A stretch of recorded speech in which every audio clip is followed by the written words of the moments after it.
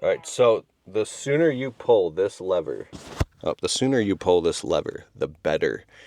You're going to have to strategically raise the prices on your customers, but you're going to have to do it elegantly. There's a saying, you got to keep them how you got them.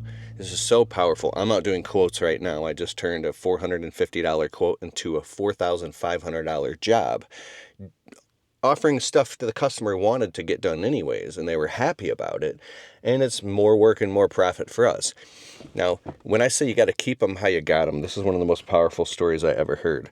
When you go to a customer and you say you've done a job for them for a year or two or three, and you normally charge whatever you normally charge, and you realize it's too low, the price is too low, it's not enough to afford you to hire employees legitimately or pay them a price you're proud of, or reinvest so you can get like another truck and a dump trailer and a shop or whatever you need. You got to raise your prices, but you got to keep them how you got them very carefully. There's a mathematical algorithm, it's a precise thing, that if you went across the board and you raise the prices on all your current customers, I got to look it up. I don't have it on me right now, but it's basically you're going to lose some customers for sure, depending on how much you raise the price. And if you do a dramatic price increase, you're going to lose more customers. But the math says, I forget what the ratio is. I think it's if you raise the price 20% on all your customers, you'll end up losing exactly like 20% of your clients. So the math ends up being something like, don't quote me on this, you'll end up making the same amount of money for far less work, right? 20% less work. Don't quote me on that. But anyways, you got to keep them how you got them. So the customers that you are, how you got them, and you gave them a certain price, then you have a certain price precedence with those customers that know you, like you, and trust you, and vice versa. So if you start doing dramatic price increases, they might buck the system and quit. Some of these people, it might reveal to you that they don't even care about you. Most of them do, but a lot of them don't, and they might drop you for a tiny little price increase, right? They're just looking for the cheapest price, and that's okay, because if you know how to market and advertise your business, and you have so many new leads coming in, you could build a business that you love with a clientele that you really enjoy your business, that's a healthy, profitable, lean, mean, money-making machine, and it's going to be awesome. And real quick, I'm going to tell you more how to raise your prices, but I do have a totally free workshop, the Level Up Your Landscaping Business Workshop. It's coming in real quick in 2 weeks here. Put the link in the description below. It's keithkalfas.com/level up. And it's totally free workshop. I'll show you how to raise your prices. It's really good stuff, and you get a free workbook. So, anyways, you got to keep them how you got them.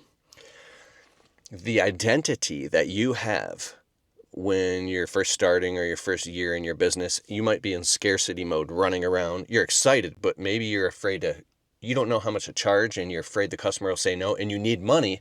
So desperation sometimes pushes away money. So you get these customers, and then you realize you need to raise the price, and you raise the price, you lose your customers. Well, you got to keep them how you got them. Sometimes you got a customer with a certain identity that you had in the way that they see you, but they don't even know over the winter you might have leveled up your whole identity. You might have got around some really successful business owners and realized, whoa, I got to take this way more serious. This is my future here, my business. I have to make profit. The customers don't know that. They just see you in the truck with the logos and cutting the grass or trimming the shrubs. So you have to go get brand new customers with your new leveled up identity at the new price precedence. And here's the funny thing. Let's say you charge a customer $500 all the time, every time you do their property. And then you really need to charge $800. Well, you try to charge $800 and they're like, whoa. Because they're so used to paying $500 that here's the most important part, they feel like they're getting penalized for no other reason than you just want to make more money. It doesn't feel fair to them. Something doesn't feel right if it's that much of a price increase. But you can go get a brand new customer. It could be same subdivision, same neighborhood, but right around the block, same exact job scope. But you just met these customers for the first time with your current identity, which is your new leveled up identity and price precedents that you set with them. You don't even try. There's no scarcity. You just say, oh yes, Mrs. Jones will do this, this, and this. Garden beds, bushes, lawn, whatever. It's going to be $800, and we can do it next Tuesday. And Mrs. Jones says, okay, sweet. Do you need a deposit check? Mrs. Jones might be thinking, only $800? You don't know what Mrs. Jones is thinking, but I've been in this business long enough to where I actually have customers that I'm super cool with tell me, like, I'm surprised at how low your prices are. I thought they should be higher. And I'm like, what? Like, I've been in this business long enough to where I know I've raised my prices again and again and again to where more than 50% of the people are saying no. Like, you kind of dial in your close rate based off what the market can bear. There's some math in there. But I still have, I recently had a customer, and I was blown away, say, your price should be higher. And I say to the customer, hey, I run a fair, honest business, and I charge what I need to charge to make the business work. And I would never just raise your prices just because. And you've been my great customer for a long time, and I do charge you appropriately.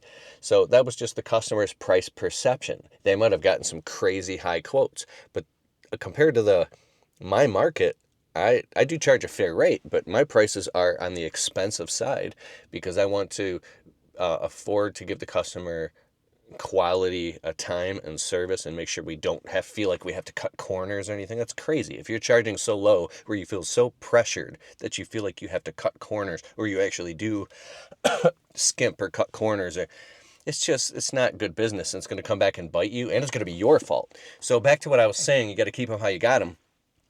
Customer A, $500, price too low. You want to charge them $800, and they're like, no way. Customer B, same price. You come in at $800, and they're just like, okay.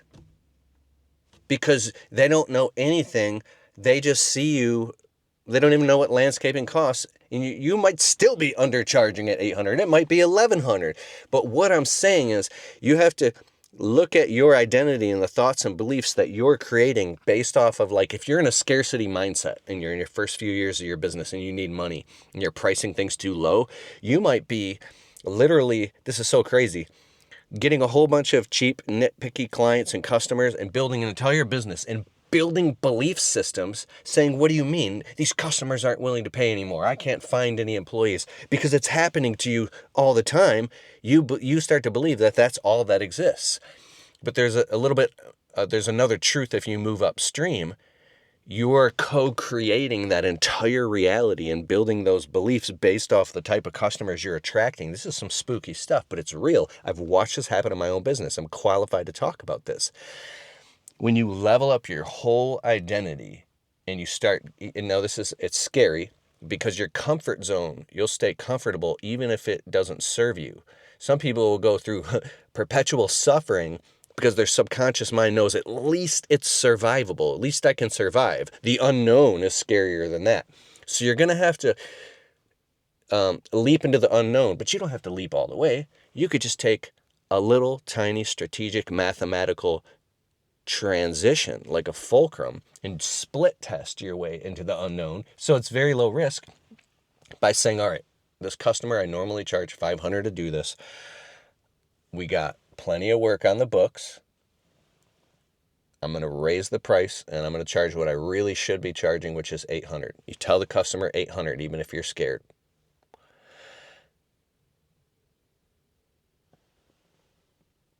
The customer says yes. And then another customer says yes, and you go, wait a second. This whole time it was me just projecting this entire thing. If you got any yeah buts right now, I understand the yeah buts. I've been through them. I ran a whole scarcity business for like 4 years, and it was really stressful. A scarcity business. Don't do that. Don't do that. Don't make the mistake that I made. Level up. All right, I hope that served you. You got to keep them how you got them. Means you got to keep a customer sometimes the same price at what you got them. But if they're a cool customer and they pay on time and it's easy to do business with them, just do a small price increase, 10% or something like that. Even if it's 5%, you better be raising the price. And then continue to do business with them because you've already got them